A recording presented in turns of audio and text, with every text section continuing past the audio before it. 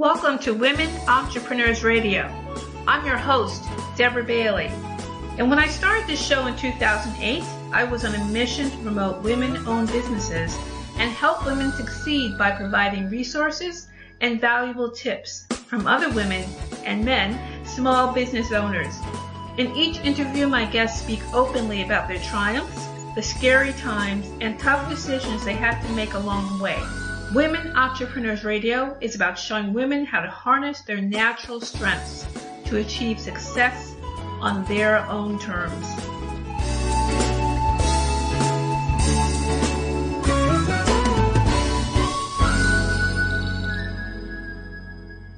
Hi everyone, welcome to Women Entrepreneurs Radio with your host, Deborah Bailey. I'm really glad you could join us today.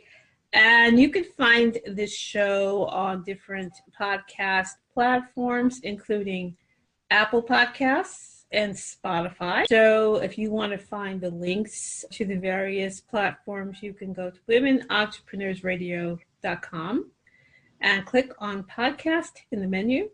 And then you'll see all the different links, and you can find your favorite one. Also, the site has bios of the guests and articles of interest to women in business. And also, you can visit my site at thebaileycoach.com to find out more about me and my online classes. So I hope that you will do that as well. Okay, so we're going to get started today with my guest. And as a writer of children's books, Zane Carruth understands the value of childhood literacy, and she does everything she can to promote early childhood reading. And one of her greatest joys as an author is donating her books to young children. And Zane sponsored the Storybook Opera to Northland Christian School and donated a book to every child in pre-K through first grade. And living a generous life was instilled for Zane at a very young age. Her mother was very active in donating her time and resources to those less fortunate than she. It was a way for her growing up and continues to this day. And Zane is proud to call Houston home and generously gives of her time and her resources. So welcome to the show, Zane. Well, thank you. I'm thrilled to be here. I'm absolutely thrilled to be here. It's always fun to go on these shows and meet new people like yourself. Well, that's great because I really enjoy it as well, and it gives us a chance to talk, even though we might all not be able to travel and a lot of kind of thing as we have been. But of course, the online is always open for us, so that is just wonderful. So, Zane, if you could start out, sharing with everyone, how did you decide to get started as an author? Well, it was really more or less just, I don't want to call it a fluke, but I've always loved to write. Even as a kid, English was my favorite subject, and I just always loved a pen and paper. Well, I was waiting for my daughter to come home one afternoon, and I just grabbed a spiral notebook and just started writing about this little fairy. Well, I patterned her in my mind after my daughter, the same kind of spunkiness and stubbornness and fun. But then, that was like 25, 26 years ago. Well, I was a single parent. I didn't have the money to, get it published or to hire someone to publish it. So I just put it in a drawer, but never forgot about it. And I went to become a certified etiquette professional, and the lady who taught the class had written a children's book. Well, that's all I could focus on was how she did that. And she was kind enough to share with me some of the points and what to do. And so I self-published my first little book. But back to that little book, it wrote itself. I had no idea it was going to be about the tooth fairy when I started. And that's the wonderful thing about writing and your imagination and creativity. It just takes a life of its own personality. And I have found that to be true with other books I've written. But anyway, Google became my best friend, and I learned everything there was about self-publishing. And I used this wonderful printing company that prints all of the yearbooks for high school. So it's very quality paper and cover, and we've become friends now. And that's what I do. And I just recently signed on with Ingram Spark. Are you familiar with Ingram Spark? Yes. Okay. Yeah, because as an independent self-publisher, you can't get into Barnes and Nobles or Walmart, or you can't get in anywhere other than the little independent bookstores. You can get on Amazon because you do it yourself. So this, I've had to have them all redone, but it's worth it because it will make my books available worldwide. People can order it anywhere in the world. It's in English, but anywhere in the world. And I'm excited about that because that gives me an opportunity to be seen, because it's a trademark series. There's 3 books in the series. And I think people like that. You like kind of a continuation story. You get to know the characters, you fall in love with them, and you want to know what are they going to do next. So I think that's going to be a great opportunity. The first book will be hitting Amazon like in a week, and then the second book probably in a couple weeks from that. But they're already on Amazon, but the ones I've printed and published. But Ingram Spark is, like I said, just a little bit different. Yes, and they do distribute worldwide, which is really wonderful. Well, yeah, because they send out a list and they'll say, you know, we've got this new series, and so that's why I'm doing back to back the 2 books right together, so they will come out, you know, pretty much at the same time.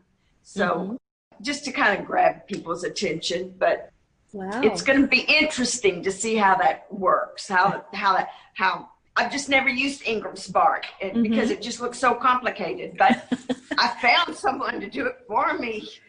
Oh, that's perfect. Yes, you're right. It is a lot. It seems to be a lot of things that you have to do on there, maybe compared to Amazon. You know, as far as the instructions and things, they have a lot of documentation, but it is a lot. You have to totally lay out your book in their templates, and it's like, okay, I'm big picture here, not detail oriented. So I was thrilled to find this guy who has been so easy to work with. Oh, that's great. That's really wonderful, because they're the interesting thing about self-publishing at this point is that there are a lot of people who work with publishers who also do work for self-publishers. So you can find people who will also take on different self-publishing authors' work and book layouts and art and editing and all of that. It's the same quality, because a lot of times it's the same people who are also freelancers. Yes. Yeah, and I have built a very nice team. My illustrator is incredible. Some people say that's the best thing about my books, but that doesn't hurt my feelings. But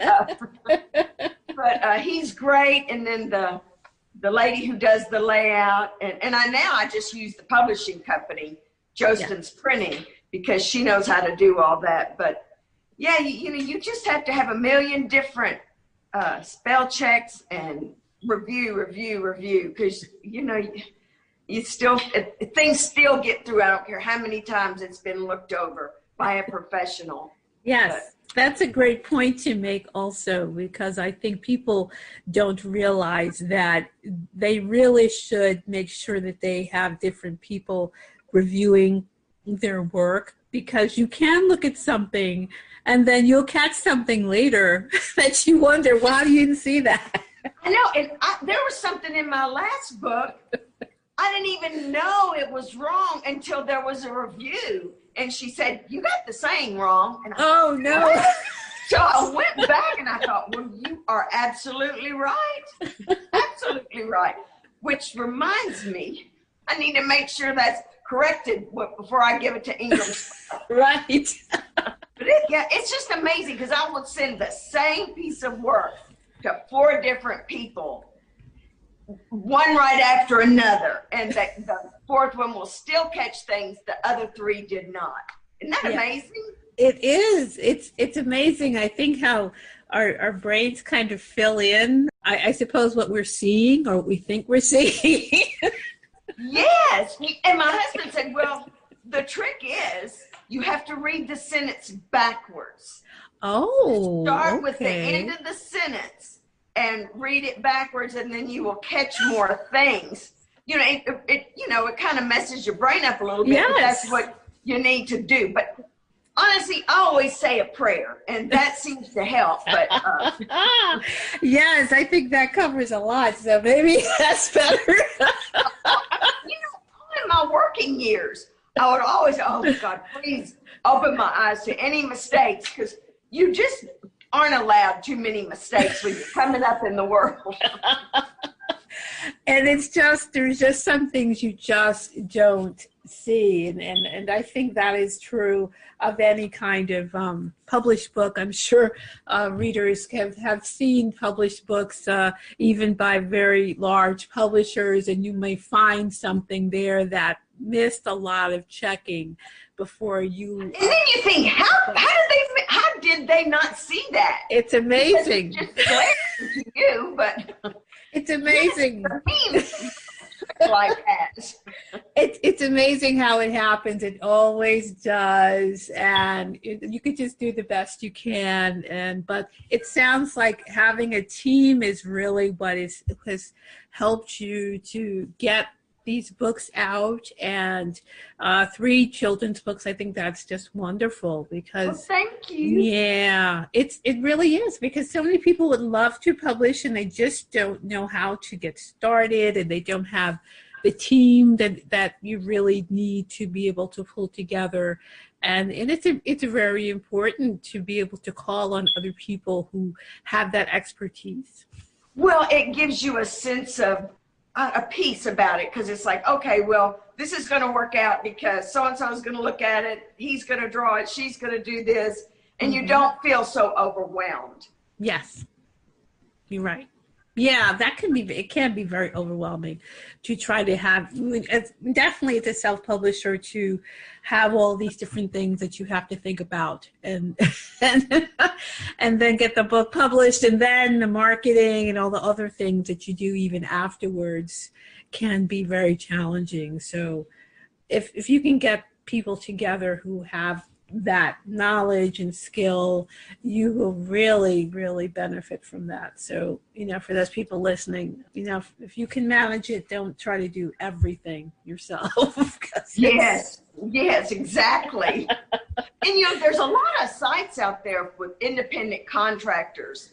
Yes. That you can find anything, and they're placed all over the world. And American people are a lot more expensive than people from other parts of the country, and I have found some really good people at some decent prices that just don't shock you. Yeah. Shock your checkbook. Yes, that's true. I think also that's another thing that happens for some people who also work with publishing, because then their rates are often much higher. So now it's like, oh my goodness, I have to try to figure that out in my budget, particularly if you're publishing multiple books, and then you're really thinking about the big picture. Right. Yeah. Yes. Yeah. And you walk into a bookstore, you would take my book, blah, blah, blah. And the first thing they'll say, well, how much is it? Because a lot of times people will price themselves out of the business. Because, these little independent bookstores, they have budgets too. Yeah, yes, that's a good point that you brought up, because I think a lot of times the newer authors particularly don't understand that they really have to think about the market and everything else. Because you're not going to get rich doing this, selling one book off at a time. Right. So you might as well enjoy it and sell as many as you can and just have fun with it. But yes. So that's a really good point for people to keep in mind, that you really should try to be competitive with what else is in your market, and not try to go overboard with your price, and then now you can't really get it in the places that you want, or people like it but they can't really afford it. So because they're not going to carry your book. So right. So that is so important. So, how long does it usually take you? Like, if you get an idea for your story, how long does it usually take you to write your book?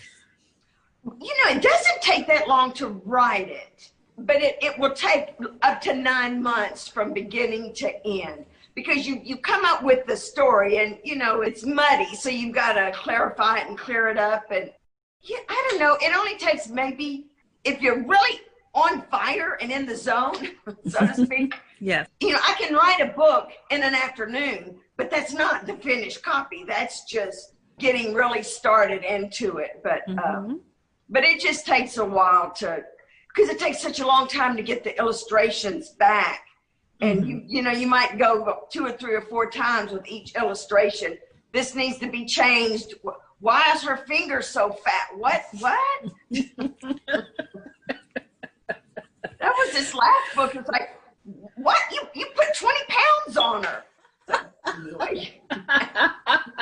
Well, I guess the artist had a certain vision. So. Well, a little fat fairy, I guess. But. They had their own vision of what they wanted to have.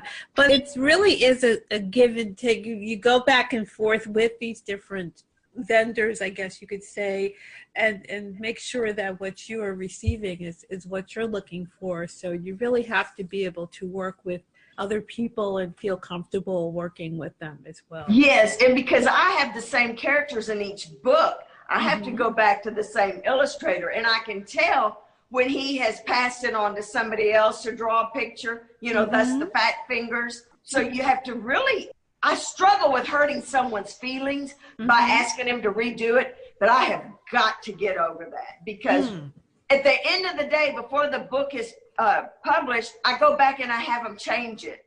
And that's a little late in the game.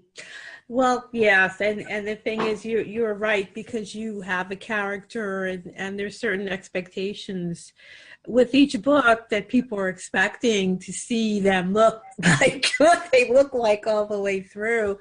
Yes. Yeah. It's the same character and her best friend and then her brother. So yes, it has to really fit what the character is, and that's true. And I guess that's what other people who have love illustrations or children's authors, or when they have the story and the concept and the characters, they really now have to have the real quality control as they continue with their different books, because now you have something that people are expecting.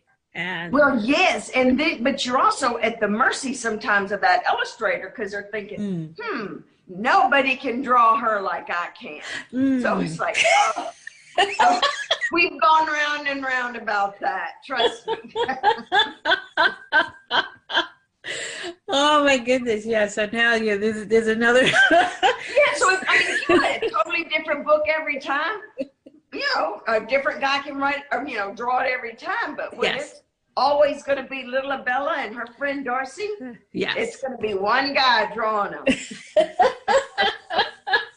Right. So it's very important now that you know what they're supposed to be and how they're supposed to look, and then you've got that. People are critical.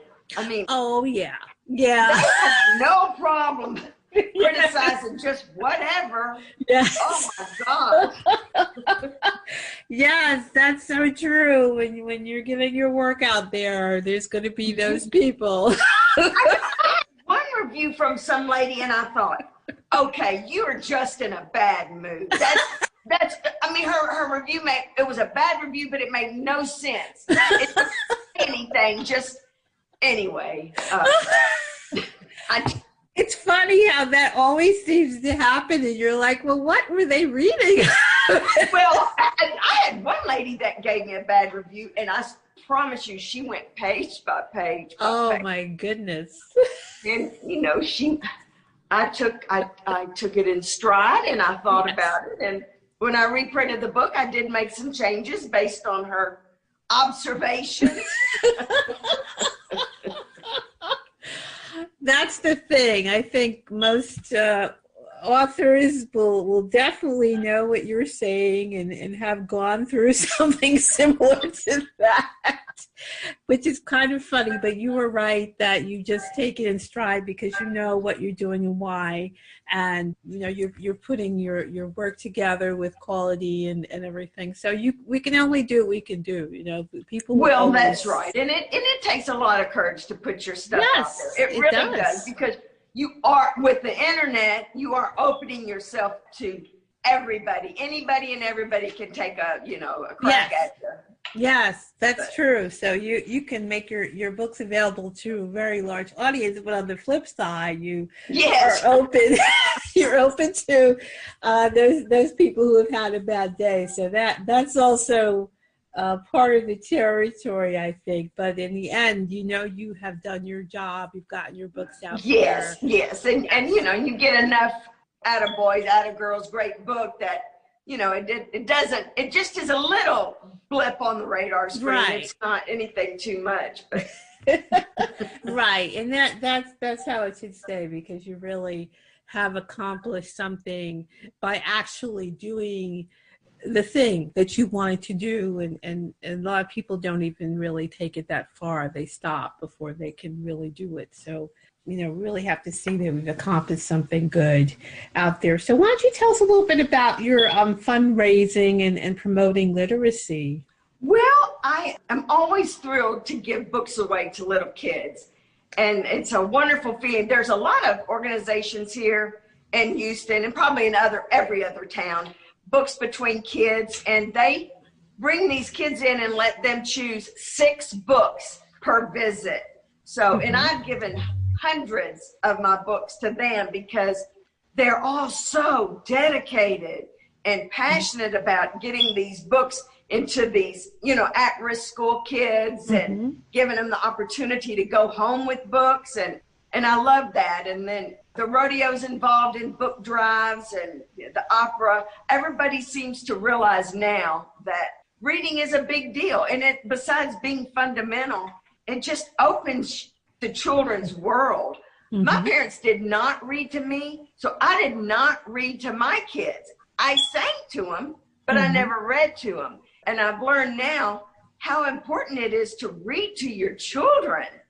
My husband's mother read to him all the time. He's always got a book in his hand. And I just think it starts early like that. But anyway, I enjoy giving the books away. A lot of times at the galas, I will donate, like a birthday party.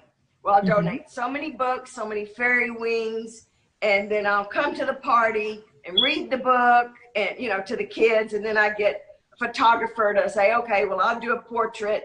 And then a baker will say, okay, well, I'll do the birthday cakes. You put a package together. And that's been a lot of fun. So you've done a lot of fundraising. From what I've read in your bio, and raised a great deal of money for the opera and different things that are there for the public and adding culture and all that. Yes, I enjoyed that. I'm very involved in the Houston SPCA, and so we do a whole lot for them, which is great. They deserve it. They work hard. They're the real deal. And then there's a park in Houston called Discovery Green. It was literally a parking lot. And now it's renowned all over the United States. People from other cities will come look at Discovery Green just to see what makes it so expressive and valuable to the people, to the citizens of Houston. So that's been very rewarding to watch that grow, because like I said, it was just a parking lot, and now, oh my gosh, even during the COVID, they'll still do online yoga. I think they had like 100 people come out, all spread out. And then bands and different acts, and they'll have movie night, and there's restaurants, and that's great.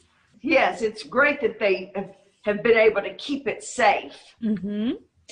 And it's really nice to have that kind of space for people to come together and just still have that sense of community, which is important. So things like that, I think, are very important. Well, it's important to a city because nowadays people decide where they're going to live based on where they want to live, not where is the job taking them. My parents' generation, they just got transferred. Well, now people look around and they go, well, I want to live in Houston. It's got a great zoo. It's got Discovery Green. It's got theater, arts.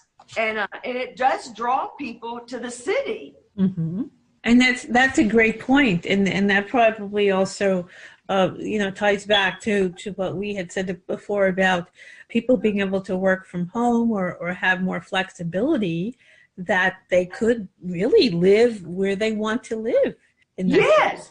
Well, and yes. I think we're seeing a mass exodus now from California and New York, and they'll be thrilled when they get down here to see our prices of homes.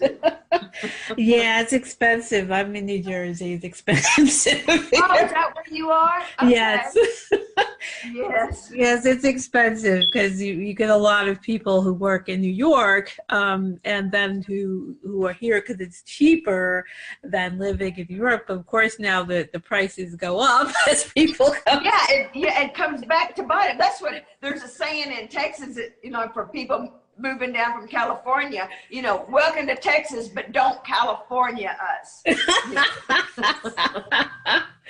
Yes, because that's the kind of thing that ends up happening, and people start finding a place that they want to be, and then now they leave a state because they don't like a lot of things about it, but then they come to the new state and vote all of that back in, which is amazing to me. So we have T-shirts against that. Yes, that definitely happens. You see that happen. I've seen that happen here in New Jersey from the people leaving New York City. Yes, because they're trying to find the less expensive places, but then everything kind of goes in that same direction. It follows them. So it's kind of like a little parade. Yeah, it's really weird how that happens after a while. So you're like, okay, I don't know what the solution is. Because if you have that great city that you enjoy, then just don't let too many people know about it. That's exactly right. Yes, I think the word's out on Texas. Well, yes, weather's great and wide open spaces. Right, so you probably can't keep these things a secret for too long, unfortunately. No. If it's really an attractive place, people are certainly going to find out about it. So, how do you balance everything that you do with your writing? Is it challenging to do all of that? It's very challenging because my husband this year, for the next 3 years, is head of the Houston Livestock Show and Rodeo. And that's constant, nonstop. Well, this year, not so much because of COVID. But so he's always wanting to go somewhere. And we have a place in Saratoga Springs in upstate New York. And he always wants to go there. So I just have to carry a laptop with me and just work on the go. I've written books on a plane, and grass does not grow under his feet. Well, that could be good, but at the same time, yes, if you're trying to do your other things, then I know. Yes, exactly. So, because I know we were so busy doing this and that I got 2 separate ISBN numbers for the same book, and it's like I'd totally forgotten I'd already gotten it. So I need to slow down. Right. I need to slow down. Right, because that's how you know that you got too much on your plate. Yeah, when you make really goofy, glaring mistakes like that. It's like, okay, well, did I get the copyright? Surely I got the copyright. Right, you just got 2 of the number, but you didn't get the other. Yeah, I knew I did something twice, but not right? One. Well, Saratoga is that's a very nice part of New York State, so I can imagine why. We just got back, but what was nice was we had to quarantine for 14 days. I got so much work done because we couldn't go anywhere. See, that worked in your favor after you. My favor, yes. So you had to kind of just stay put. And I would still sneak out and take a walk because it's so gorgeous there and the weather's so much cooler than it is in Houston. So Yeah, it's a very nice nice area, and if you're able to just kind of be out there outdoors, then I think that's always Yes, even though great. you couldn't go to the races, Mm-hmm. my husband just brought the TV and put it on the front porch and That's just it. pretended he has a good time wherever he goes. Well, see, that's what you have to do. I think that's the best way to look at it. Yes, he can. Yes, he makes do and has a lot of fun doing it. See, that's great. That's perfect. So, Zane, could you please share where people can find out more about you and your books? Okay, yes. On my website, worldsfirsttoothfairy.com. You can order all the books, and then I have T-shirts with the labella on them, and I've got a coloring book. And yeah, you just pay right online, or you can go to Amazon and get them. Great.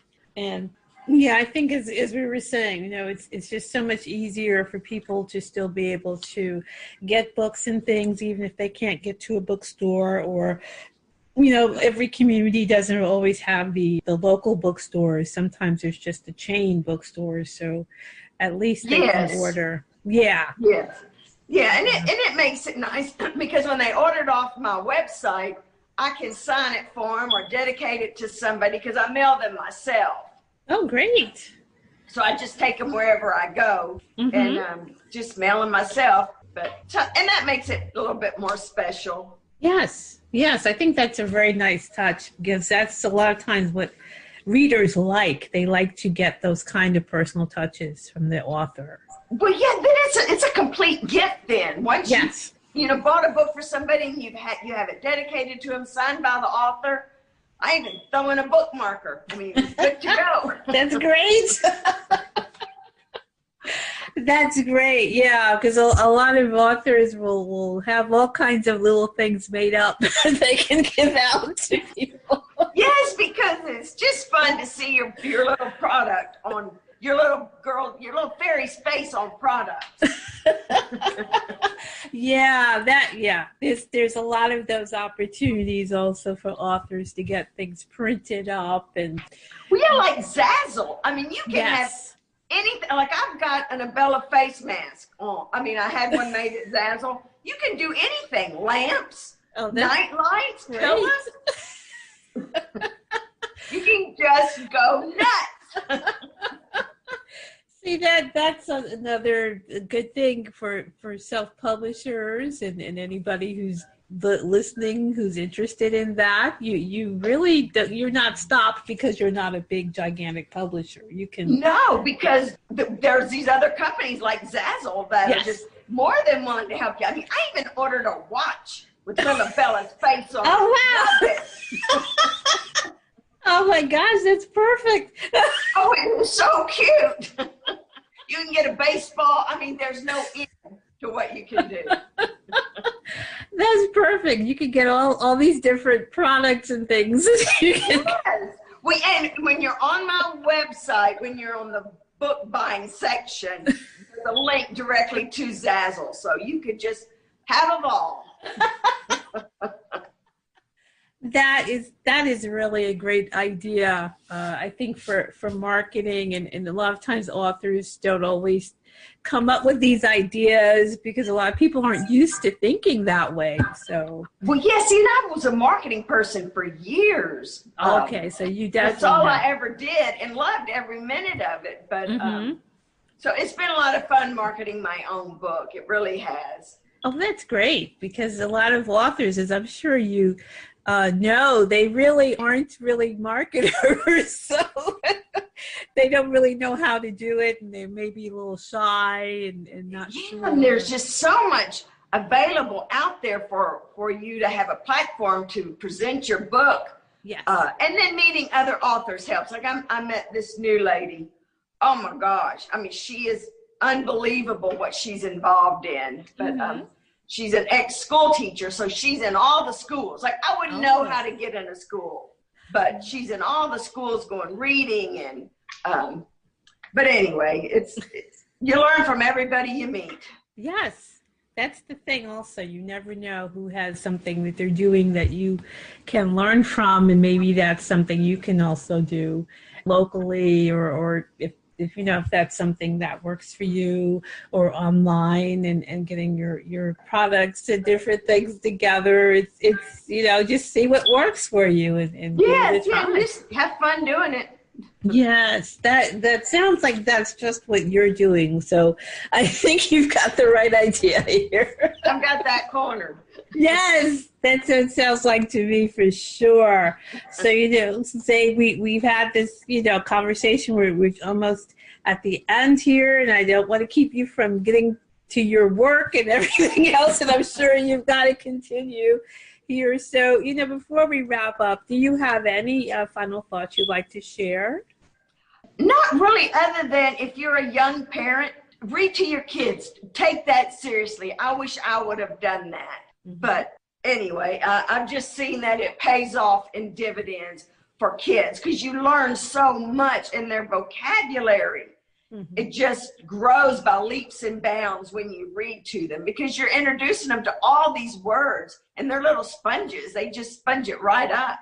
So mm-hmm. That's a great idea. I think that's wonderful. And a lot of people probably don't often have the habit of reading, maybe because they weren't really introduced to it, or I didn't know parents read to their kids. Yeah. Until I got into all this, and then mm-hmm. You start meeting people, and you go, oh yeah, they're big readers. There's a reason for that. They were mm-hmm. introduced and excited at a young age. Yes, that's true. That's vital. Yes, and that's what's so important, to really get the books in their hands, and that's, since you're doing that, you're certainly helping to give more children that opportunity, and then that's a habit they will continue. So I think yes. That is such a great idea. So, Zane, I want to thank you so much for taking the time to have this conversation and share about your book, and I really wish you much success in all of your books. I'm sure others that you will be thinking about and bringing out. So, much success with that. And thank you so much for joining us today. Well, thank you for having me. You're a delightful hostess. Well, thank you.